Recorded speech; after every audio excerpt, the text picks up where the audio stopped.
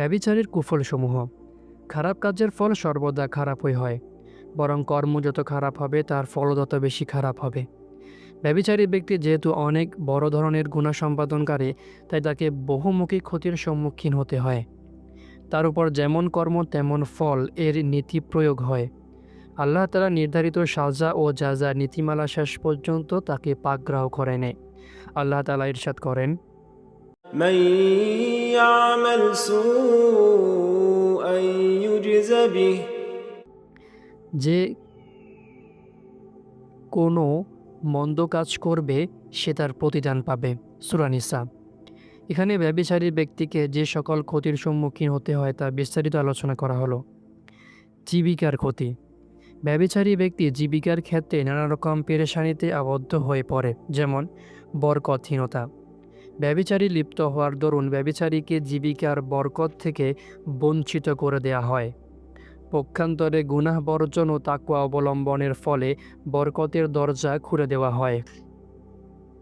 আল্লাহ তাআলা ইরশাদ করেন, ولو أن أهل القرى آمنوا واتقوا لفتحنا عليهم بركات من السماء والأرض যদি জনপদবাসী ঈমান আনত এবং নেক আমল করত, তাহলে আমি তাদের জন্য আকাশ ও জমিনের বরকতসমূহ উন্মোচন করে দিতাম। সূরা আরাফ। জীবিকার মাঝে বরকতহীনতার এই ফল প্রকাশ পেতে থাকে। ব্যভিচারী ব্যক্তি পানির মতো সম্পদ খরচ করেও তার কাজ সম্পূর্ণ করতে পারে না। এরূপ ব্যক্তি কোটিপতি হওয়া সত্ত্বেও ঋণগ্রস্ত থাকে। কখনো মানুষের ঋণ আদায় করতে হয়, কখনো বা ব্যাংকের লোন পরিশোধ করতে হয়। লক্ষ লক্ষ টাকা আয় করার পরেও সে টেরও পায় না যে টাকা কোন দিক দিয়ে শেষ হয়ে যায়। সম্পদ উপার্জিত হতে দেখা যায়, কিন্তু ফুরিয়ে যাওয়া চোখে পড়ে না। সব কিছু বিদ্যমান থাকা সত্ত্বেও খরচের চাহিদা পূরণ হয় না। কোনো প্রয়োজন উপেক্ষা করে কোনটি পূরণ করেই সদৃশ পরিস্থিতি পড়ে। 2. রিজিকের সংকীর্ণতা। আল্লাহ তাআলা ইরশাদ করেন, ومن أعرض عن ذكري فإن له معيشة ضنكا যে আমার স্মরণ থেকে মুখ ফিরিয়ে নেয় তার রিজিককে সংকীর্ণ করে দেয়া হবে। সূরা তোয়াহা। ব্যভিচারী যেহেতু আল্লাহ তাআলার বিধানের পরোয়া করে না, তাই অধিকাংশ সময় সে জীবিকার সংকীর্ণতায় ভোগে। হালাল রিজিকের স্বল্পতা দেখাতে, যার দরুন সে হারাম উপার্জনের পথ খুঁজে নেয়, অতঃপর হারাম উপার্জন দ্বারা হারাম কাজ করে বেড়ায়। এমন অনেক লোকের দৃষ্টান্ত চোখের সামনে রয়েছে যে শাহী খাবার দাবার, সম্ভ্রান্ত বংশ ও ধনদরদের স্বাচ্ছন্দ্যে ঘিরেছিল। অতঃপর যখন যৌবনে পদার্পণ করল, যৌন চাহিদার প্রবল চর দমিয়ে রাখতে পারল না, ব্যভিচারে লিপ্ত হতে থাকলো। ফলে একসময় এমন অধঃপতনের শিকার হলো যে ব্যাংক ব্যালেন্স সব ফুরিয়ে গেল, সহায় সম্পদ সব শেষ হয়ে গেল, মাথা গোজার অবলম্বনটুকু রইল না। পিতা যে শহরের নবাব ও নগরপতি ছিল, ব্যভিচারীর পুত্র সেই শহরের অলিতে গলিতে হাত পেতে বেড়ায় ও ভিক্ষার গীত গায়। মস্ত বড় দুনিয়ায় দেখার কেউ নেই এই আমায়। 3. সফলতার পথ অবরুদ্ধ।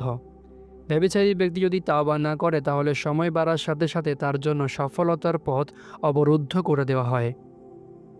তার সব কাজই অপূর্ণ থেকে যায়। সারাদিন কঠোর পরিশ্রম করার পরেও যে তার কাজ গুছিয়ে নিতে পারে না।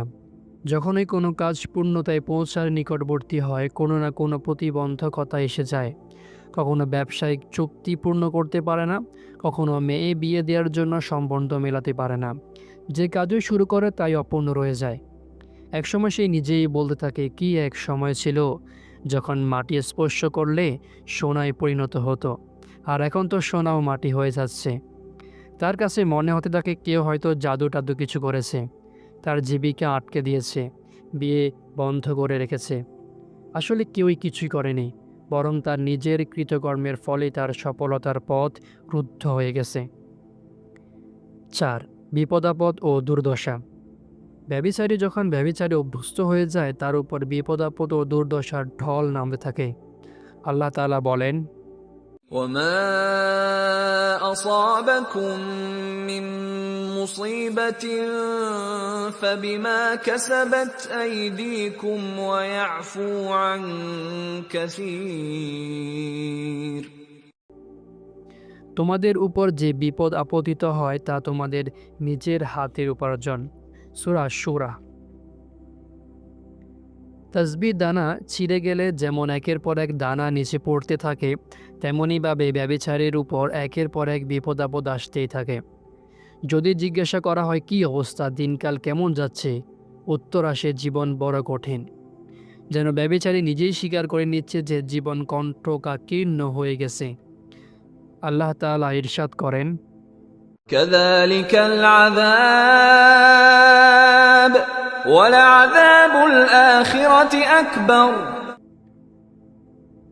শান্তি এমনই হয়ে থাকে, পরকালের শাস্তি আরও ভয়াবহ। সূরা আল কলম। হযরত আবু বকর রাদিয়াল্লাহু আনহু যখন খলিফা হিসেবে নিযুক্ত হলেন, তখন সর্বসাধারণের বায়াত গ্রহণের পর ভাষণ দিতে গিয়ে তিনি ইরশাদ করেন, যে সম্প্রদায় গুনাহ ব্যাপকতা লাভ করে আল্লাহ তাআলা সে সম্প্রদায়ে বিপদাপদ বর্ষণ করেন। 5. দুর্ভিক্ষ। যখন কোনো জনপদে ব্যভিচার ব্যাপক আকার ধারণ করে, সেখানে সর্বজনীন কুপ্রভাব প্রকাশ পেতে থাকে। মিশকাত শরীফের একটি হাদিসে আছে, যে জাতি ব্যভিচার ছড়িয়ে যায় তাদের উপর দুর্ভিক্ষ চাপিয়ে দেওয়া হয়। সনদ দুর্বল। কখনো বৃষ্টি বন্ধ হয়ে যায়, কখনো ভূগর্ভস্থ পানির স্তর নিচে নেমে যায়, জমিনের ফলন কমে যায়। যদি শাকসবজি ও ফল ফলাদি ফলন হয়ে থাকে, বিভিন্ন ব্যাধি ও কীটপতঙ্গের উৎপাত এত বেড়ে যায় যে উৎপাদিত ফসলের মারাত্মক ক্ষতি সাধিত হয়। নিত্য প্রয়োজনীয় দ্রব্যাদির দাম হু হু করে বাড়তে থাকে। ফুলে গ্রাম থাকে না, ফলগুলো স্বাদহীন হয়ে পড়ে। মানুষের মাঝে থেকে আমানতদারি উঠে যায়। এমন মনে হতে থাকে যেন কোনো একজন সকল জিনিস থেকে রূহ বের করে নিয়েছে। সামাজিক কুফল। ব্যভিচারের সামাজিক কুফলগুলো নিম্নরূপ। 1. মানুষের প্রতি বিরক্তি। ব্যভিচারীর অন্তরে জনসাধারণের প্রতি বিরূপ ভাব জন্ম নেয়। ব্যভিচারী ব্যক্তির মানুষের সাথে মেলামেশা অনেক কমে যায়। একাকিত্ব তাকে কুরে কুরে খায়, যার দরুন কোনো আড্ডায়ও মন বসে না। কোনো কবি খুব সুন্দর বলেছেন, বাগানে বসে না মন, মরুতে ঘাবড়ে যায়, এই পাগলকে নিয়ে এখন বসি বলো কোথায়। ব্যভিচারী স্বাভাবিক জীবনযাপন করতে পারে না। সে মানুষদের থেকে বিমুখ হয়ে দূরে সরে যাওয়ার চেষ্টা করে। কবির ভাষায়, অবস্থান এখন এমন স্থানে যে পথে চলে না কেউ, না আছে সহযাত্রী, না মনোবেদনা শোনার কেউ। অসুস্থ হলে নেই কোনো শুশ্রূষাকারী, মরে গেলে নেই কেউ কা করবে আহাজারি। 2. সাজানো সংসার বরবাদ। ব্যভিচারের কারণে অধিকাংশ সাজানো সংসার বরবাদ হয়ে যায়। ব্যভিচারী স্বামী নিজ স্ত্রীর প্রতি আকর্ষণ অনুভব করে না, অথচ তার স্ত্রীর মধ্যে রূপ ও সৌন্দর্যের কোনো কমতি থাকে না। অনুরূপভাবে ব্যভিচারিণী স্ত্রী ও স্বামী সংসারের প্রতি অমনোযোগী হয়ে যায়। শেষ পরিণতি এই হয় যে হাসি খুশিতে ভরা সাজানো সংসার ধ্বংস হয়ে যায়। যে ঘরে বসন্তের সুবাস বিরাজ করত, সেই ঘর দুর্ভিক্ষের হাহাকারে ছেয়ে যায়। যখন বাস্তবতা প্রকাশ পায়, তখন বিচ্ছেদ চারাচারি পর্যন্ত গড়িয়ে যায়। হে ব্যভিচারী, পরিস্থিতি তোমায় পৌঁছাবেই সে চত্বরে, কান্নাও করতে পারবে না তুমি, হাসা তো বহু দূরে। 3. লাঞ্ছনা ও অপদস্থতা। ব্যভিচারী নিজ হাতে নিজের সম্মান মাটিতে মিশিয়ে দেয়। স্রষ্টার কাছেও তার মর্যাদা থাকে না, মানুষের দৃষ্টিতেও মর্যাদাহীন হয়ে যায়। লোকের সামনাসামনি জি হুজুর করলেও পেছনে বদনাম চড়ায়। বিবাহিত ব্যক্তি ব্যভিচারে লিপ্ত হলে তার সন্তানরা তাকে সম্মান করে না। কোরআন মজিদে হযরত লূত আলাইহিস সালামের সম্প্রদায় সম্পর্কে আল্লাহ তাআলা বলেন, فجعلنا عاليها سافلها وأمطرنا عليهم حجارة من سجيل অতঃপর আমরা তাদের উল্টিয়ে দিয়েছি এবং তাদের উপর পাথর বৃষ্টি বর্ষণ করেছি। সূরা হিজর। দুনিয়াতে এটি চূড়ান্ত পর্যায়ের শাস্তি যে তাদের উপর পাথর বৃষ্টি বর্ষণ করা হয়েছে এবং তাদেরকে উল্টিয়ে দেওয়া হয়েছে। এর সূচনা এভাবে হয়ে থাকে যে শুরুতে ব্যভিচারের কারণে মানুষ সম্মানের পরিবর্তে লাঞ্ছিত হতে থাকে এবং উন্নতির পরিবর্তে অবনতির শিকার হতে থাকে। চারপাশ থেকে তার উপর অভিযোগ ও অপবাদের ভারী বর্ষণ হতে থাকে। কবির ভাষায়, যখনই একটু চুপ রয়েছি আমরা, কত কাহিনী যে বানিয়ে নিয়েছে লোকেরা। অবিবাহিত যুবক যুবতীও যদি ব্যভিচার করে, এই কারণে বড়দেরকে অপমানিত হতে হয়। কুরআন মাজিদে এর প্রমাণ পাওয়া যায়। হজরত মারিয়াম আলাইসাল্লাম যখন তার পুত্রকে নিয়ে লোকদের কাছে এলেন, তখন লোকেরা বলল, يا أخت هارون ما كان أبوك امرأ سوء وما كانت أمك بغيا হে হারুনের বোন, তোমার পিতা তো মন্দ লোক ছিল না, আর তোমার মাতাও ব্যভিচারী ছিল না। সূরা মারিয়াম। লক্ষ্য করুন, ব্যভিচারীর অপবাদ তো হজরত মারিয়াম আলাইসাল্লামের উপর ছিল, কিন্তু লোকেরা ইঙ্গিতে বাবা মা ও ভাইয়ের নামও নিয়ে নিল। এমনই হয়, অপরাধ ছোটরা করলেও তার দায় বড়দের পর্যন্ত পৌঁছে যায়। উঠতে বসতে তাদের অপমানিত হতে হয়। দ্বিতীয় আরেকটি দৃষ্টান্ত লক্ষ্য করুন। হজরত লূত আলাইসাল্লামের সম্প্রদায়কে অপকর্ম থেকে নিষেধ করেছিলেন, কিন্তু লোকেরা বিরত হয়নি, বরং গুনাহ করতেই থাকলো। পরিশেষে আল্লাহ তাআলার পক্ষ থেকে শাস্তি এসে গেল। এই ঘটনায় হজরত লূত আলাইসাল্লাম তো নির্দোষ ছিল, তিনি তো লোক দিয়ে অনেক বুঝিয়েছেন, তাদের দাওয়াত দেয় তিনি সামান্যতম উদাসীনতা বা অলসতা করেননি। এত সত্ত্বেও পরবর্তী লোকেরা যখন এই ঘটনার আলোচনা করেছে, পুরুষের সাথে পুরুষের জৈবিক চাহিদা পূরণের এই গুনাহের নাম লেওয়াতত বা লুতি অপকর্ম রেখে দিয়েছে। 4. বংশের মুখে চুনকালি। ব্যভিচারের দরুন যদি কোনো নারী গর্ভবতী হয়ে যায়, তাহলে এই অবৈধ সন্তান জন্ম দেওয়ার কারণে কেবল একটি পরিবারে নয়, বরং পুরো বংশের মান সম্মান ইজ্জত সব ধূলিসাৎ হয়ে যায়। বংশের গায়ে কলঙ্ক লেগে যায়। এই অপমান থেকে বাঁচতে গিয়ে অধিকাংশ সময় গর্ভ নষ্ট করে ফেলা হয়। এভাবে মহিলা প্রথমে তো শুধু ব্যভিচারিণী ছিল, এখন হত্যাকারী ও জালেমে পরিণত হলো। কিয়ামতের দিনে শিশু গায়ের জামা ধরে জানতে চাইবে আমাকে কেন হত্যা করা হয়েছিল। দুনিয়াতেও অপমান, আখিরাতেও অপদস্থতার শিকার হতে হবে। আল্লাহ তাআলা বলেন, وإن أصابته فتنة انقلب على وجهه خسر الدنيا والآخرة ذلك هو الخسران المبين দুনিয়া ও আখিরাতে ক্ষতিগ্রস্ত, এটাই তো সুস্পষ্ট ক্ষতিগ্রস্ততা। সূরা হজ। 5.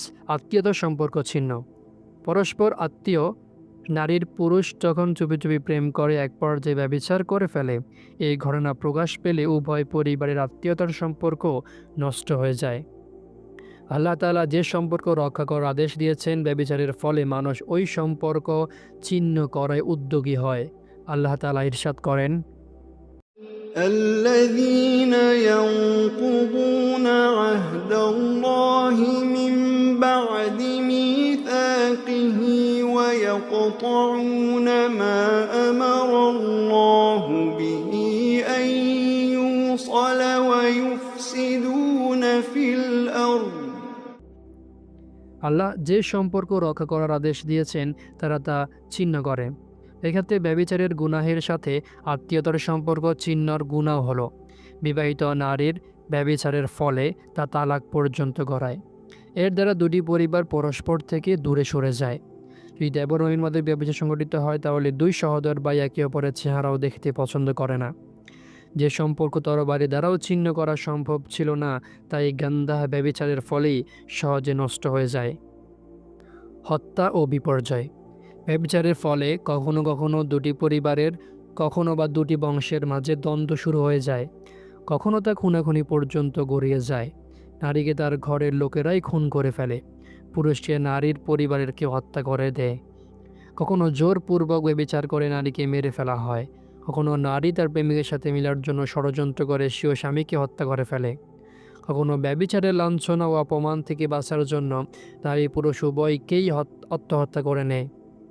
মানবজাতির ইতিহাস পর্যালোচনা করলে দেখা যায় যে ভূপৃষ্ঠের সর্বপ্রথম খুন এক ভাইয়ের হাতে অপর ভাইয়ের নিহত হওয়ার দ্বারা সংঘটিত হয়েছিল, আর তার নেপথ্যেও ছিল নারীজনিত কারণ। বিশ্বব্যাপী যত যুদ্ধ বিগ্রহ সবটাই তার নারীর অনুগ্রহ।